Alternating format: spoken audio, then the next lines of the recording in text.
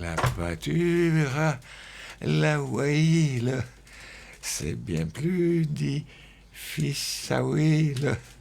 Mais rien n'est plus beau que la peinture à l'eau, etc. Comme disait Bobby Lapointe, la peinture. Alors moi, je reste un petit garçon dans la peinture. Je me rappelle, enfant, avoir peint, être ravi d'avoir un gros pinceau puis un pot de peinture que je ne savais pas utiliser.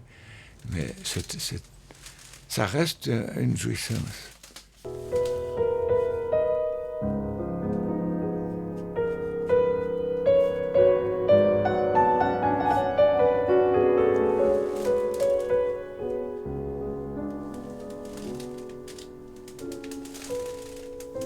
Je m'appelle Dominique Appia, je suis artiste peintre.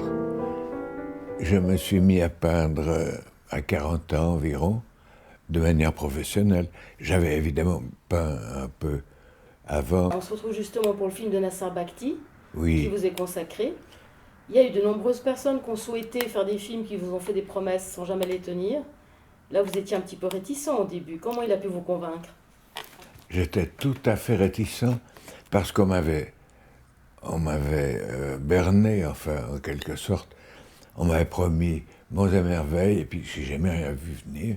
Alors, je me disais, un de plus, pourquoi pas. Le problème, c'est que Nasser Bakhti, c'est pas n'importe qui. Il a su me convaincre déjà par son enthousiasme. Alors, c'est rare de rencontrer quelqu'un qui s'engage de cette manière-là. C'est prodigieux même, je dirais. Et c'est une chance. Je ne pouvais pas la laisser passer. Alors, voilà pourquoi, plus j'avançais dans le tournage, plus j'avais confiance en lui. Il faut dire que le point de départ, c'était Jean-François Berger, un ami, qui m'a dit « J'aimerais faire un film sur toi ». Alors, une fois de plus, je me suis dit « Bon, très bien, oui, pourquoi pas ». Et c'est pas que je me méfiais, mais enfin, je me disais on verra bien, quoi. Je veux pas dire non par principe. Seulement, il m'a dit un jour, il faut que je trouve un sponsor. Je l'ai trouvé. Mais il est en même temps réalisateur. Alors ça pose des problèmes. Alors, il m'a présenté Nasser Bakhti, et Nasser Bakhti, voyant à qui il avait affaire, m'a dit « Mais je ne veux pas faire un film sur le Victoria Hall, je veux faire un film sur l'artiste et son travail. » Ce qui est tout à fait différent. Justement, dans le film, on découvre que votre carrière, elle est un peu tardive, elle commence vers la quarantaine. Oui. Et c'est un coup de foudre, une révélation avec des peintures de Delvaux. Entre autres, mais pas uniquement. Mais évidemment que les surréalistes belges m'ont fortement influencé. Et à l'époque, il était très peu connu, en tout cas inconnu de moi. Je l'ai découvert à la Galerie Creuset et ça a été une révélation. Alors, je suis rentré à la maison, je me suis dit, voilà, c'est ça qu'il faut que je fasse. Je suis rentré à la maison, je me suis mis à peindre et je ne me suis plus arrêté depuis. C'est assez extraordinaire. C'est-à-dire que là, quotidiennement, vous peignez ? Oui, maintenant, vu mon grand âge, je peins au ralenti, bien sûr.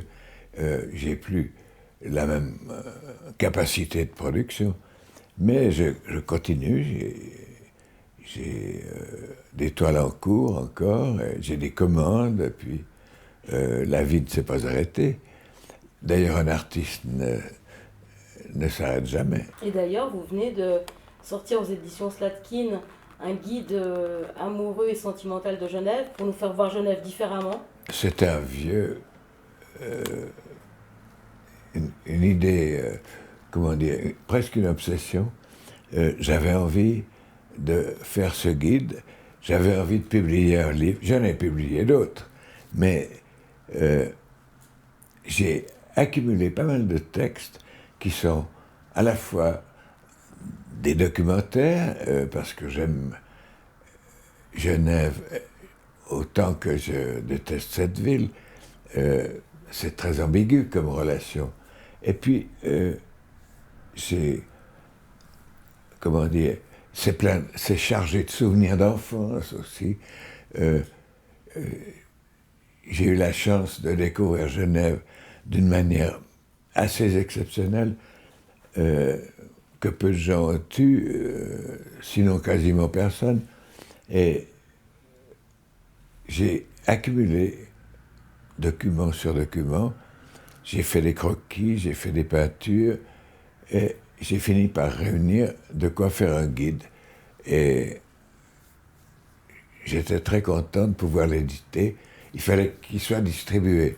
Alors j'ai édité moi-même sous le nom de Éditions aléatoires. J'ai édité pas mal de choses, mais elles ne sont pas distribuées en librairie. Et, tandis que là, avec Slatkin, c'était distribué et bien diffusé. Vous avez un personnage genevois qui vous fascine, dont vous dites que vous l'aimez, c'est Rousseau. Parmi d'autres. Pas uniquement, non. Mais bien sûr.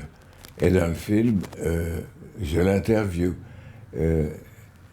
J'ai une conversation avec lui. Enfin, c'est moi qui l'amène. Mais lui, il a sa présence avec les confessions, bien sûr. Et puis, enfin, il faut voir le film pour comprendre. Dans le film, on découvre que vous êtes téméraire, déjà dès un jeune âge, à 15 ans. Vous partez à la découverte de la Suisse, Fribourg. Fribourg, Berne d'abord. Pendant la guerre. Ben oui, j'avais 15 ans pendant la guerre. La guerre a éclaté en 1939, j'avais 13 ans. Et je m'en souviendrai toujours. J'étais au bas des Paquis, et puis je vois un attroupement. C'était le lundi 1er septembre 1939. Je vois un attroupement, et c'était les gens qui écoutaient la radio devant le bar. Et c'était la déclaration de guerre de l'Allemagne. Et puis, tout le monde avait l'air atterré. Je suis rentré à la maison, j'ai vu mes parents qui faisaient des provisions parce que la Confédération avait annoncé que les magasins seraient fermés pendant quelques jours. Et puis, alors, ce climat de guerre a commencé à ce moment-là. Et je me souviens, on avait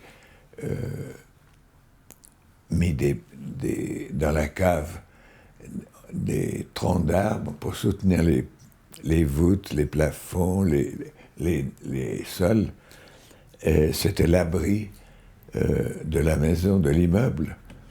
Et on avait les sirènes qui... J'habitais à Plain-Palais, et il y avait une cour, et il y avait des sirènes sur les toits de l'immeuble. Et adolescent, évidemment, je ne les entendais même pas, je continuais à dormir. Il fallait me secouer pour descendre dans les abris. Et alors, tous les immeubles étaient ouverts, parce que, chose curieuse, par exemple, on distribuait le lait, le beurre pendant la guerre. Il y avait un casier à côté de la boîte aux lettres, et puis on mettait l'argent, et puis il n'y avait jamais de vol. Enfin, c'était rarissime. Et c'était l'atmosphère de guerre. On passait ramasser les légumes, tout ce qui était organique, qui pouvait se garder ou qui pouvait devenir nourriture pour les animaux. Et puis, je me souviens d'avoir vu sur la plaine de Plain-Palais, par exemple, des voitures en quinconce qu'on avait disposées pour empêcher les avions d'atterrir éventuellement, les avions allemands ou italiens. Et c'était des vieilles voitures qui étaient pour la plupart ouvertes. Alors, tous les gosses allaient jouer là-dedans. On pouvait rentrer, on s'asseyait, on s'amusait. J'avais 15-16 ans. Et donc, à 15-16 ans aussi, vous êtes parti avec le train pour visiter la Suisse. Ma première visite, c'était Berne. J'apprenais l'allemand à l'époque et je revenais de Suisse allemande. J'ai organisé moi-même un voyage à Berne, une visite de la ville avec... j'ai fait un plan synoptique, tout en allemand, avec les principaux points à visiter. Puis j'étais amoureux de l'histoire aussi, une ville du Moyen-Âge, je trouvais ça fascinant. La plus belle, évidemment, c'est Fribourg. Et c'est quelques années plus tard que je suis allé à Fribourg. Alors j'y suis allé à pied. Depuis Genève. Depuis Genève, avec un groupe d'éclaireurs. Je faisais partie des éclaireurs à l'époque. J'avais 17 ans, peut-être 18, je ne sais pas. Et ce voyage était comme on voyageait au Moyen-Âge, mais au lieu de ce soit de château en château, c'était des étapes de 30 km par jour à peu près. Et on couchait sous tente. Et alors évidemment, pendant la guerre, il n'y avait pas une voiture. C'était assez extraordinaire. Je me souviens des étapes. On a fait la corniche, par exemple. On s'est arrêté dans le canton de Fribourg, à Romont. Enfin, je ne me souviens pas de toutes les étapes, mais l'arrivée à Fribourg, c'était l'apothéose. Cette ville sans voiture, c'était un régal de se promener là-dedans. Et puis, j'avais un petit peu étudié aussi tout ce qu'il y a à voir à Fribourg. C'est plein de peintures dans les églises, c'est plein de choses, de monuments étonnants. Il y avait encore les vieux ponts sur la Sarine. Il y avait des choses qui ont disparu depuis. Vous avez cette même curiosité quand on vous voit dans le film à Paris? Oui, bah, naturellement. J'ai toujours été curieux. Alors, une ville que je connais moins, c'est Zurich. Et j'y suis allé plusieurs fois pour l'impression des posters, parce que mon éditeur était près de Zurich. Et c'était une période de ma vie aussi assez stimulante. C'était à mes débuts dans la peinture. J'avais fait une toile que m'avait commandée un psychiatre qui était mon principal collectionneur. Il m'avait dit, je veux une toile qui résume la psychiatrie. Je lui ai dit, mais j'y arriverai jamais. Puis un jour, il débarque à l'improviste à mon atelier et il me dit, ben c'est ça, voilà. Finissez-la, mais ne l'abîmez pas. Et laissez-la comme ça. C'est exactement la psychiatrie telle que je l'imagine. Et c'était la toile qui a eu le plus de succès, qui a été éditée, publiée en poster dans les années 60. Ça a commencé. Et on en a publié plus de 300 000 exemplaires dans le monde. C'est extraordinaire. Et il y a une autre toile, une affiche célèbre que vous aviez faite pour l'exposition qui était consacrée au train. Oui. Au centre Pompidou. Ça, moi, j'étais enfant quand je l'ai découverte, c'est cette tour de Babel revisitée. Alors oui, c'était le domaine ferroviaire. C'était les gares, le temps des gares. Et j'ai eu la chance qu'on commande l'affiche de cette exposition, puis ça a fait une toile. Et l'affiche a été un succès aussi. J'ai eu le Grand Prix de l'affiche française. Quand je dis je l'ai eu, n'exagérons rien, pas une ironie du sort, c'est le Centre Pompidou qui a reçu le prix. Et c'est pas l'artiste. C'est une injustice. Un des caprices de la destinée, je dirais. Malgré toutes les toiles qui sont connues par tout un chacun, la réflexion en fait du Victoria Hall, vous gardez une modestie évidente. C'était une surprise. Je ne m'attendais pas du tout à ça. Monsieur Ketterer, le maire de Genève à l'époque, s'occupait beaucoup des affaires culturelles de la ville.